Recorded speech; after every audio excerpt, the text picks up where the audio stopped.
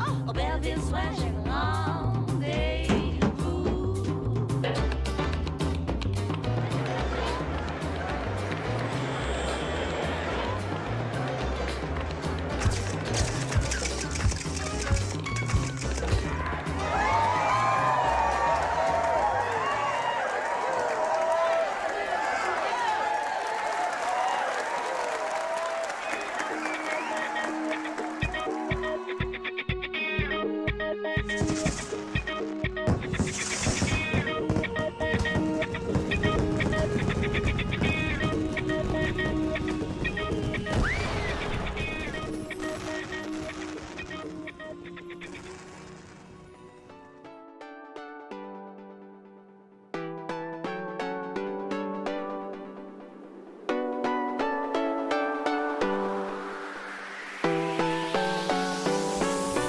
Si on parle en tonnes, nous on a reçu 58 palettes. On va dire à 600 kg la palette, ça doit faire 30 tonnes quand même. On a 21 places de dédicaces et donc elles vont être occupées à tour de rôle, sans doute avec des rotations de 2 heures. Ça doit faire une 60aine d'auteurs.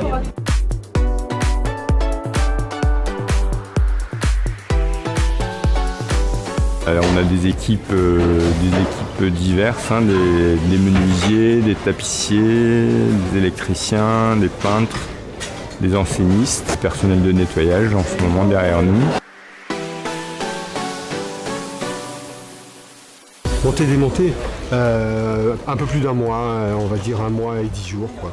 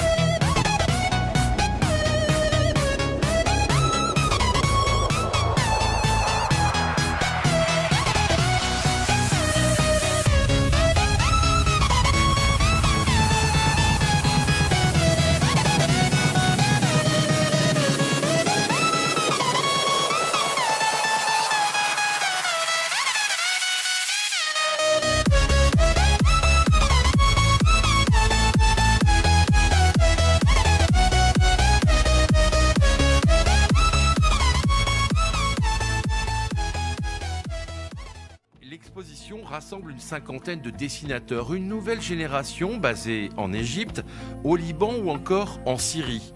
Les récits sont ceux du quotidien, profondément marqués par l'environnement des auteurs. Il y avait beaucoup de scènes de rue, il y avait beaucoup de villes, il y avait beaucoup de décors comme ça, urbains, mis en scène, et ça nous a beaucoup frappé.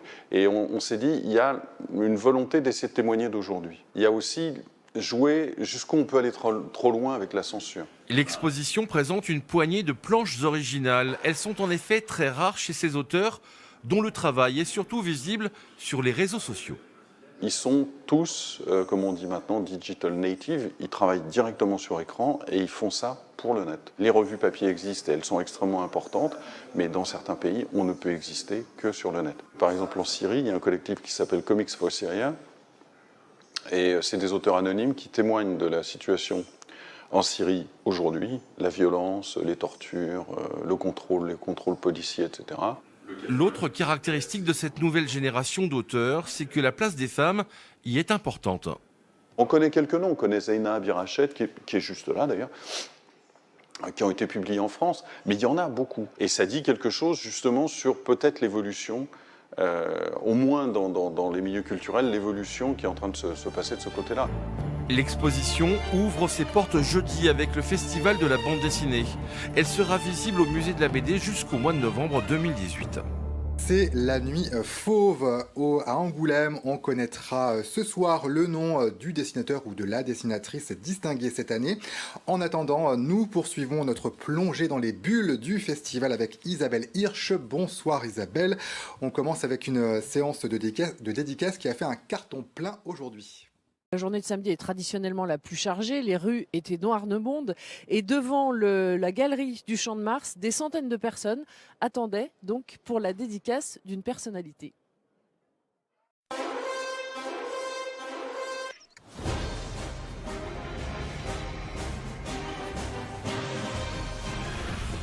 Alexandre Astier a été accueilli comme un héros par ceux qui l'attendaient depuis plusieurs heures. Le comédien est surtout connu pour la série Kaamelott, mais pas seulement. La série Kaamelott a été diffusée entre 2005 et 2009 à la télé et le premier album BD est sorti en 2006. Le 8e tome vient de sortir. Pour Alexandre Astier, c'était un mode d'expression complémentaire. Le moyen de raconter une histoire, tout simplement, avec beaucoup de liberté. Faire un dragon en BD, c'est moins cher qu'au cinéma, vous savez ça. Et je sais pas, le fait que les aventures soient autonomes, comme ça. D'ailleurs, on n'a pas besoin de voir la série pour lire les BD. Un prix BD est dédié aussi à la jeunesse et Jérôme Deboeuf et Christophe Guinaud font le point sur ce secteur en pleine évolution. Chaque année, le festival recrute 7 jeunes de 8 à 12 ans pour élire le Fauve d'Angoulême, prix jeunesse. Je tiens à ce que vous ayez ça en tête, c'est qu'aujourd'hui la décision que vous avez n'est pas neutre aussi dans la carrière d'un auteur. Sous l'égide de Thébault, lauréat 2017, chacun va choisir selon ses propres critères. Le style de dessin, si c'est en noir et blanc ou en couleur, la présentation, le dessin et l'histoire. Cette année, au terme des délibérations, les jurés ont choisi La guerre de Catherine.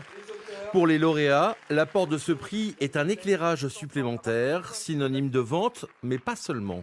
Voilà.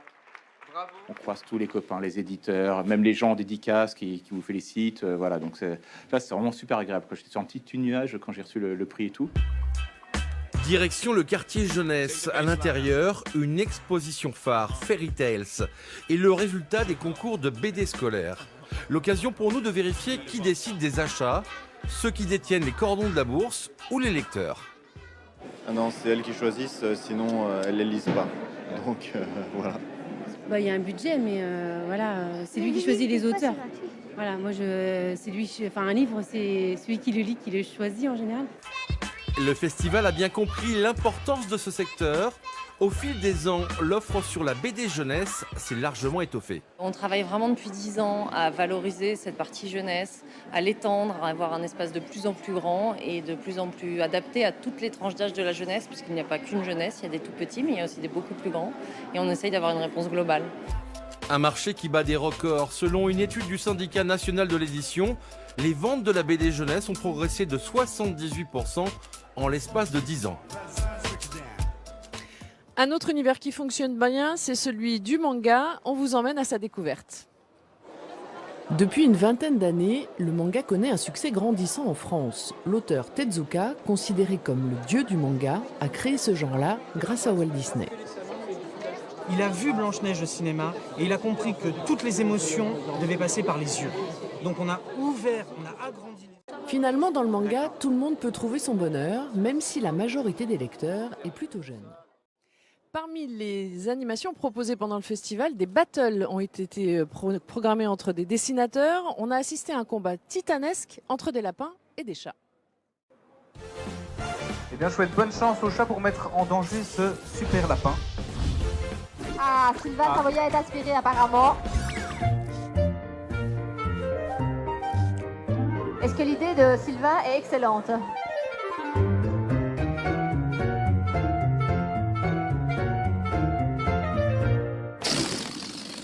Pas mal, pas mal. Ah ouais, ouais. Alors maintenant, les lapins vont devoir sauver leur lapin. C'est le petit laser rouge pour distraire le chat. Alors, qu'est-ce que vous pensez de cette idée? Est-ce qu'ils ont bien sauvé leur lapin?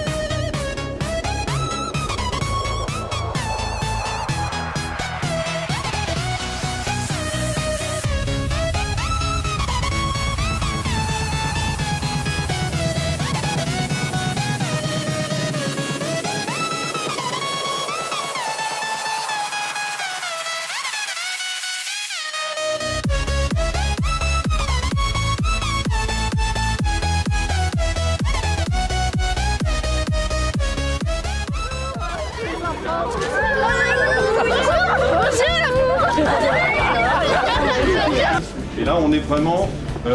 ce numéro, ça restera entre nous. Par exemple, c'est sur l'intime et la sexualité au Liban.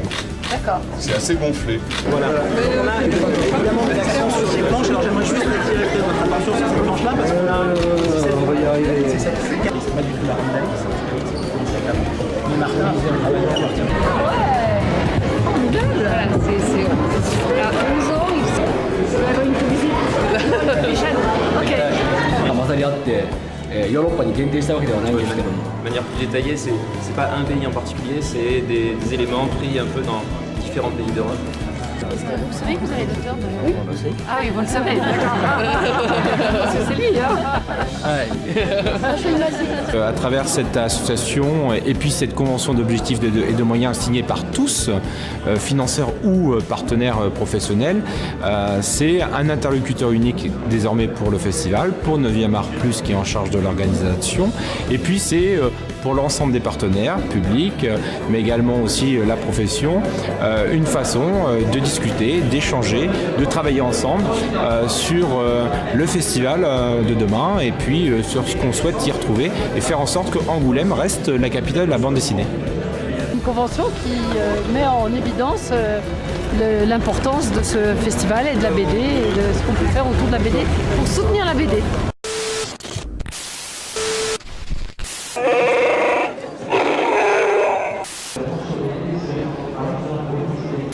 Pour celui de Renaud.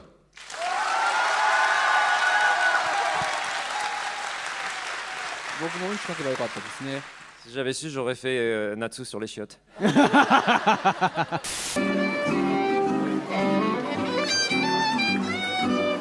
Et il raconte plein de trucs sur quand la NASA se plante, par exemple. Alors, moi, je me disais, mais la NASA ne se plante jamais. Il fait, ah si, une fois, ils ont mis 2 pieds gauche à un astronaute pour aller dans l'espace. Alors, ce qu'il fait, c'est la mort.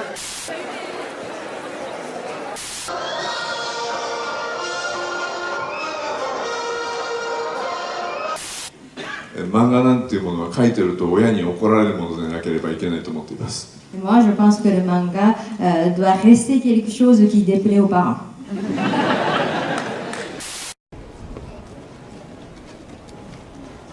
Nous, on fait partie du stand où il y a 3 labels, donc 4 labels.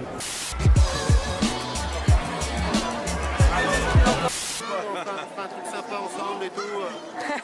1, 2, 3.